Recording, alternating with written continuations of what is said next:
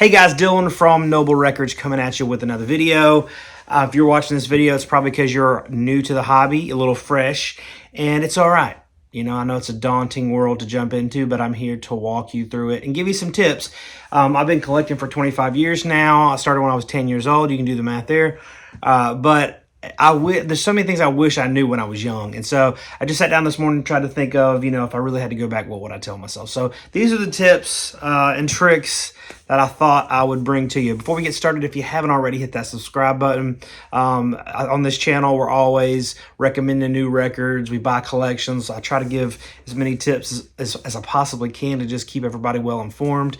And I'm teaching you as I learn myself even still. So hit that subscribe button. Follow us on Instagram at Noble Records, where we do all the same stuff over there. So like I said, it's crazy when you jump into records. This is like anything, whether you collect, vintage guitars or baseball cards or comic books or whatever.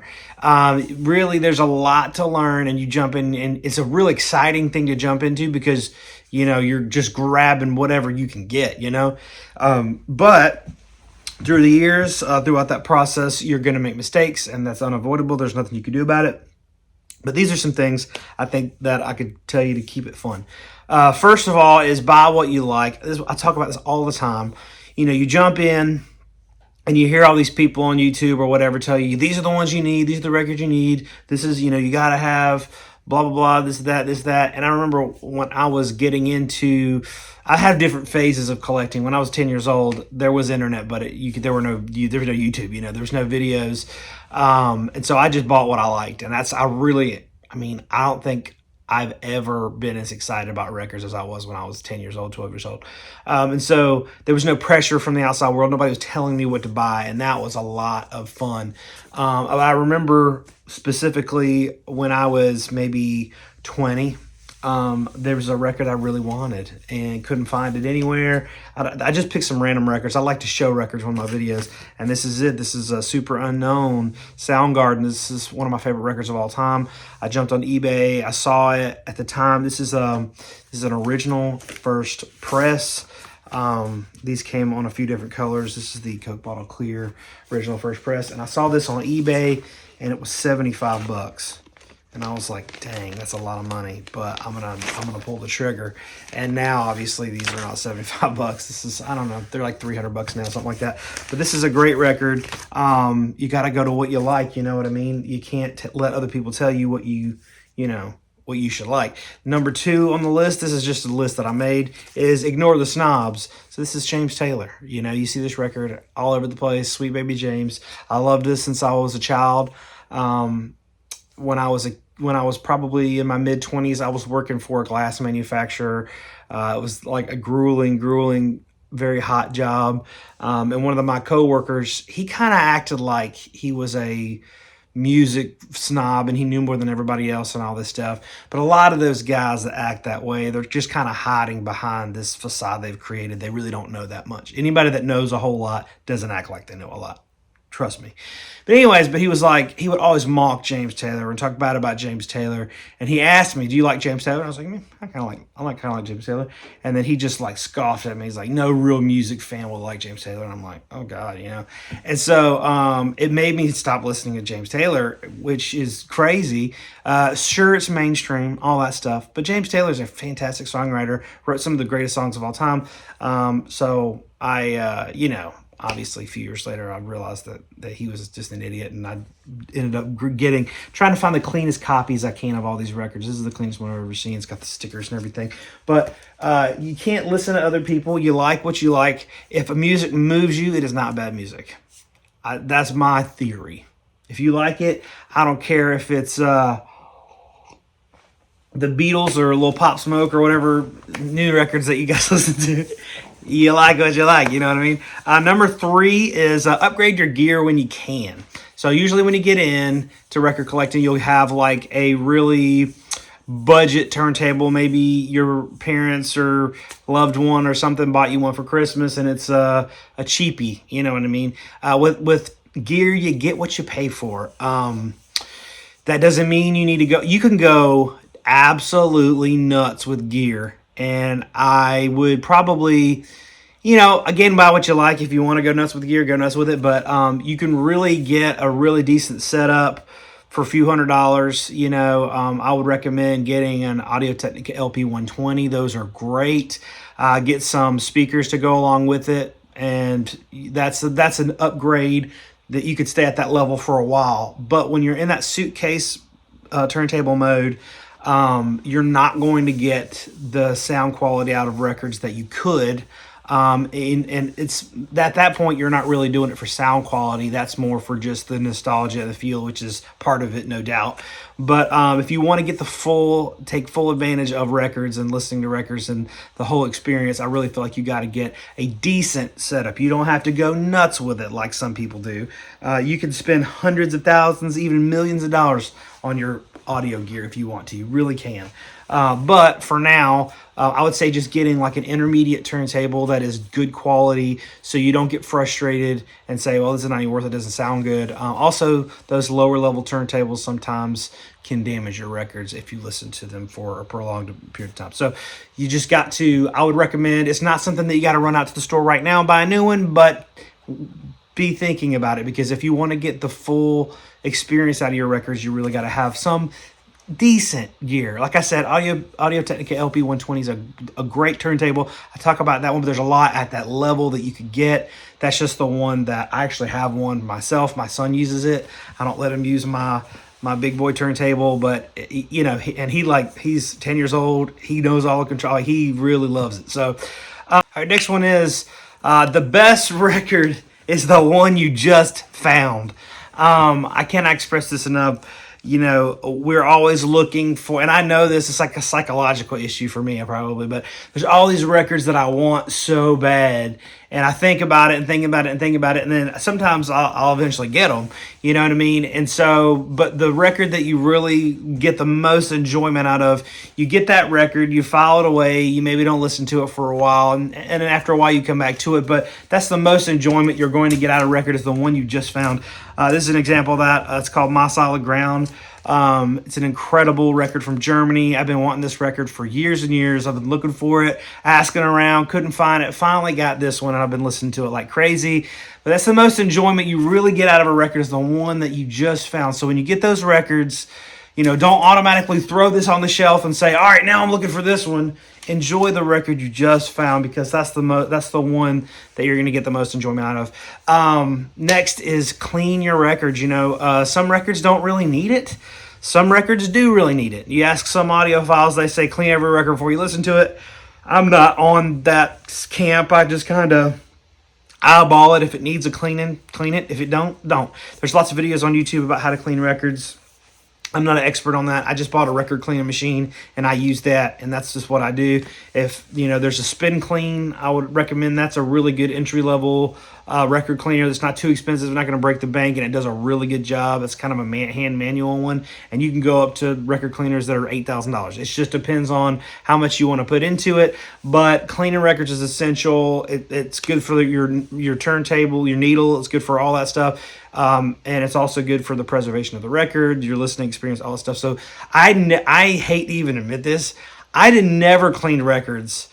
I mean, for probably the first 10 years at least, I didn't clean any records, unless it like really, really, really needed it. So if you see stuff on there, and I just wipe it off and then keep going. But, you know, take your time, clean some records, all that stuff.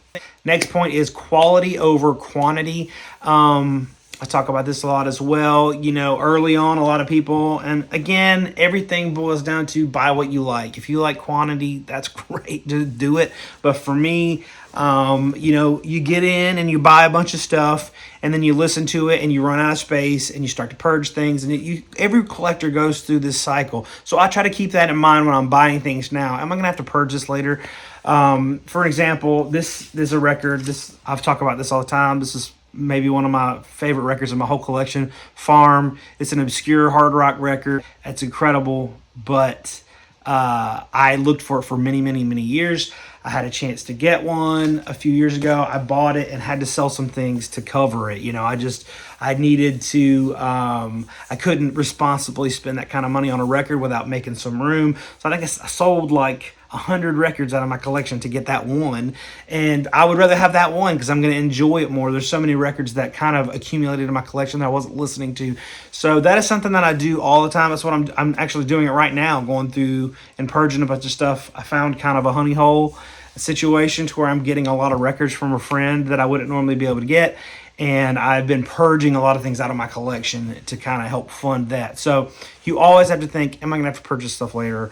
Make sure that you really enjoy what you're buying. One of the most important points I would say is make friends and community. So like, it's, you know, some people collect records and they do it by themselves and they don't ever tell anybody about it or anything like that. I'm not that type of person. I like to be able to share my finds with somebody. I mean, that's what I love about my YouTube channel. That's why I started my YouTube channel, was to be able to go through and say, hey, I found this record, I found that record, and share like what I like about it, my knowledge about it, whatever, and then watching other people's videos and doing that as well. YouTube's a great place for that.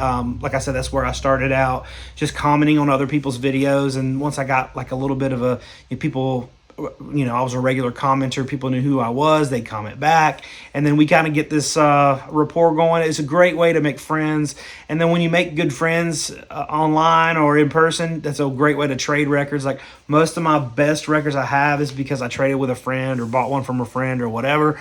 There's always situations where people break down in their car, they need money or for this or that, and they're selling records, so you want to be the first on their list to call if they're selling that record you really want. So, but make friends also, just because for me, sharing is caring, and it's always fun to talk records with other people. That's a huge part of the experience for me, is community. So that, whether that's going to your local store and hanging out with people, or meeting people at your local record store or whatever, or doing it online or whatever, has really enriched my life with collecting more than almost anything else, is the community aspect of it.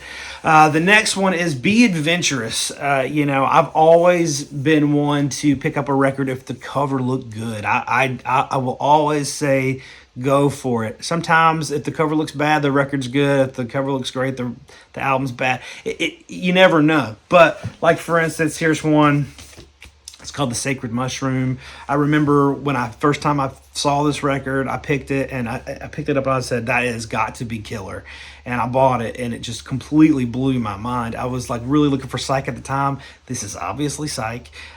So this wasn't even really that adventurous for me, because I knew it was gonna, you know, obviously it's gonna be good.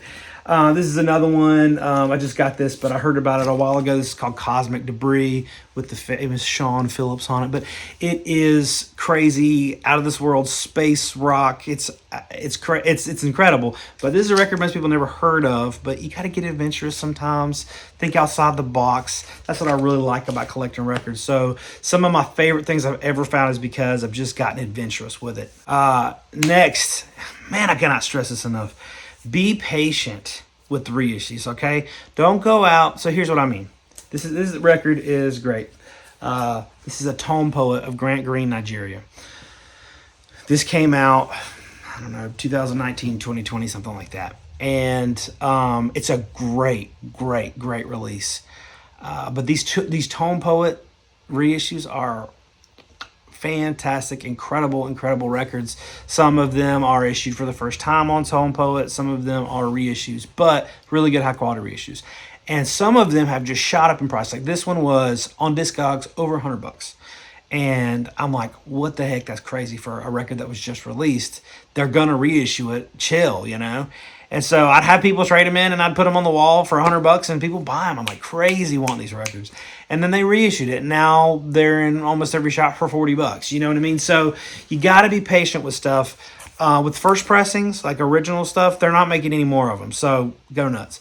But with reissues and things like that's going to come back out. It's going to come back around. Be patient, because the aftermarket is insane. It's crazy. Some of these records that are just on a limited edition color vinyl or something like that, they're gonna come around. People get this like FOMO, like I'll never see this again. This is crazy. I gotta get it now, and it leads to some reckless spending when you could be buying something, you know, that's more worthwhile.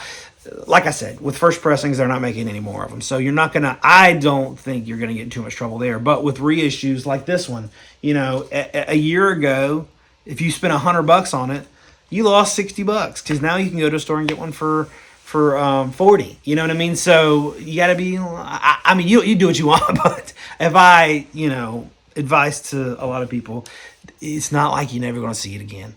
New records are being reissued every day. Do not spend crazy money on a reissue. Don't do it. Don't, unless you want to. Next is learn labels. That's been one of the most valuable things for me is a lot of times I can pick up a record and not even have any idea what it is. But if I know on this label, it's probably pretty good. And that's with digging, if you're digging out like at an antique store or something like that. I can't tell you how many times I've been in a cabin in the mountains, in the woods somewhere, and I got no cell phone service and I'm digging records and I can't look stuff up. That happens to me all the time. That's probably not a normal situation. Most people probably don't do that, but I do. And so your knowledge you kind of go on a little bit intuition, a little bit on calculated, educated guess. But you got to learn labels. So a lot of times a label will guide you towards what might be on that record.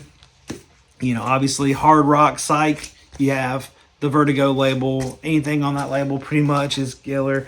80% anyways, 90%. With jazz, you got Blue Note, same deal. Most of it's just tip top. With punk, you have, SST. With prog, you got the Brain label. Amazing stuff. With blues, you got the Prestige Bluesville label. I swear anything on this label is gold. Love Prestige Bluesville stuff. So learn the labels as you go through. Man, when I was a kid, there was no Discogs. I couldn't look this stuff up on Discogs. There were books and things like that, but I didn't have them. I did some research on the internet, but the internet was in its infancy at the time. So now the resources that a new collector has is incredible. The reissues that you have are incredible. This is the best time in the history of time to be collecting records. There's such findable stuff. Like when I got going, that was before they reissued the Led Zeppelin catalog. That's before they reissued the Pink Floyd catalog. And so all that you had to find, it was hard to find that stuff. Hard to find the, original, stuff. They reissued them in the 80s and a little bit in the 90s, but you couldn't just go to the store and buy a Led Zeppelin record. You think about that. You couldn't just go, hey, you got any? You had to actually find one, and everybody was wanting that stuff. So it took me forever to find all the Led Zeppelin records. I remember when I found them all, I was like, yes, all the studio ones. Anyways, the bootlegs are a different story. But anyways, knowledge is power. Power is pizza. Pizza is, you get it. So next is, even though the internet's great, okay, there's also other resources. I think the number one best resource that record collectors have is Discogs. It can be misleading at times. Discogs, I always say, is the Wikipedia of records. Anybody can put whatever they want on there. It doesn't have to be true. But Discogs is a really good overall resource for learning labels and artists and genres and things like that. You can really go down rabbit holes, all that stuff. When it's working properly, Discogs is incredible. But there's a lot of times that there's no info on anything but in a book. You got to go old school with it. And so I thought I'd show you some of the books that I use to reference things. I have a bunch of books. These are the ones that I've used a lot. This is the first record book I ever got. It's not even a record book. It's just about music. 1001 albums. I would so strongly recommend this book if you're wanting to be adventurous, if you just know what's been on the radio and you want to discover new things. This starts with Elvis and Frank Sinatra and goes all the way to the White Stripes, and I don't know what year it goes till, but to 2000s, you know what I mean? So, and you go through jazz, psych, blues, funk. Every genre. This is an incredible, incredible resource. These books are cheap. I think I bought this for $10 on eBay. But I remember, trying to listen to every record in this whole entire album or book. And now with streaming, you really can, So this is a really, really, really great resource if you're trying to get a little bit more adventurous with your listening. That's what I would recommend. For punk stuff, the Henry Rollins Stay Fanatic books are really killer. For me, you guys know me, I am a psychedelic junkie. This Asset Archives is really, this is in print right now. You can get them when they go out of print. I think they're pretty expensive, but a really great resource for any of the weird records that you're looking for. There's so many times to where I'm trying to find information about a record and it's not anywhere online, but it's in this book. It's great. So Asset Archives is a great resource if you want to get real nerd with it and you want to really get deep. Richard Morton Jack wrote these 2 books.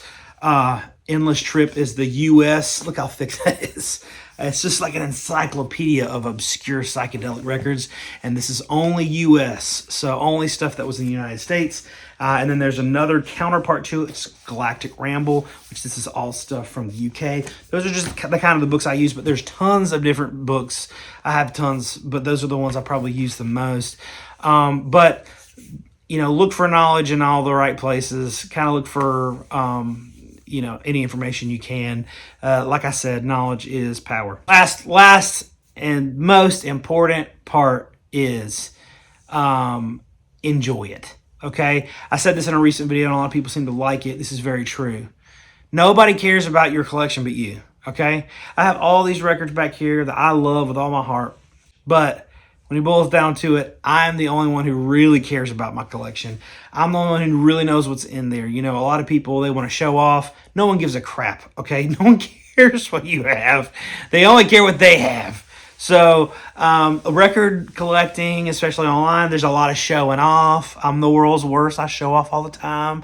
But no one cares. So really, the only thing that makes any sense is to just have fun with it. You know what I mean? It doesn't matter how many records you have fun with it. I will say this, I've said this 1,000 times. I think back of when I enjoyed records the most, and I hate to say it, but it's probably not right now. I love records. I'm at the point to where almost every aspect of my life has to do with the records, because I have a record store, I have a record label, my YouTube channel is all about records, most of my friends have to do with records, everything I look at online has to do with records. Sometimes I get to the point where I'm totally burned out on records, I don't want to see a record. That happens probably about once a week. But my whole life is just surrounded with records, and I have gone to the extremes with it. Okay, I'm a fanatic, and but through the years, I think of when I enjoyed it the most, and it was when I was a kid and I was going to yard sales with my dad, and I was finding Jimi Hendrix records at yard sales and going home and listening to them 10, 20 times in a row. That was when I enjoyed it the most. So you don't have to be rich to love records. You don't have to be smart to love records. You don't have to know it all to love records. You just gotta love records. So have fun with what you have, because that's all that matters. Thank y'all for watching. Hit that subscribe button. And really enjoy the ride. Welcome to the club. We're glad to have you. We hope you stick around. See you guys next time.